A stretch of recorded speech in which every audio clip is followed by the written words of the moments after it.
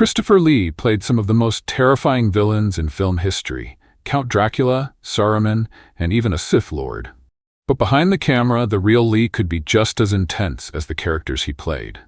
With a background in military service and aristocratic roots, he expected the same discipline and professionalism from others that he gave himself.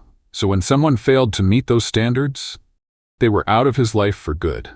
Let's look at the 6 people Christopher Lee truly disliked and why. Klaus Kinski, the actor he feared and hated most. Lee and Kinski never worked together, but Lee still despised him. Why? Because Kinski was infamous for being violent, cruel, and abusive on set. To Lee, that wasn't just unprofessional, it was unforgivable. He believed talent never excused cruelty. He once said, "True artistry needs discipline, not indulgence." He even refused to watch a documentary about Kinski, saying producers who hired him were complicit. Kinski, to Lee, was the worst kind of monster, not on screen, but in real life. Vincent Price, a horror icon he didn't respect. Lee and Price were both horror legends, but they had very different views. Price leaned into campy, fun horror. Lee believed horror should be taken seriously. It should disturb, not entertain. Lee once said after a few drinks, Price would just play at horror, using clever lines and raised eyebrows, but with no real darkness behind it. To Lee, that was a betrayal of what horror was supposed to be. He respected Price's talent, but not his approach.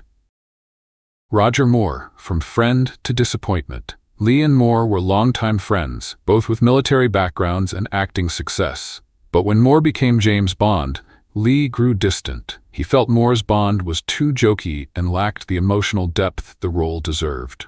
When they filmed The Man with the Golden Gun, Lee tried to have meaningful discussions. Moore responded with jokes. After that, the friendship died. Lee would praise Moore publicly, but with no warmth. Michael Reeves, the director who didn't listen. Michael Reeves was a rising young director, but Lee disliked his lack of respect for actors. When Lee tried to discuss character motivation, Reeves just told him, "Say the lines as written."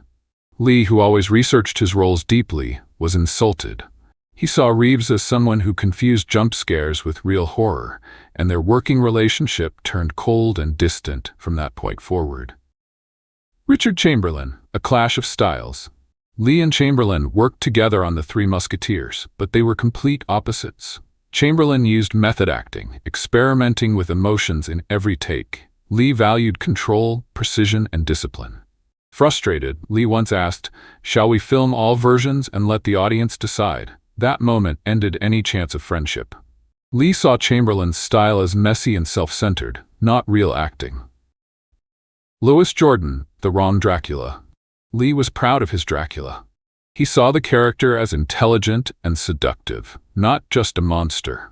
When the BBC cast Lois Jordan as Dracula in a new version, Lee took it personally.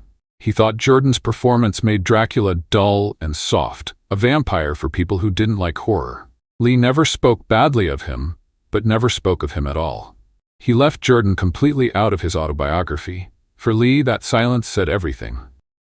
Christopher Lee didn't hate lightly. His disapproval wasn't emotional, it was based on principle. Whether it was unprofessional behavior, shallow acting, or moral failure, once you crossed the line, you were done. That's what made Lee not just a brilliant actor, but a man of integrity.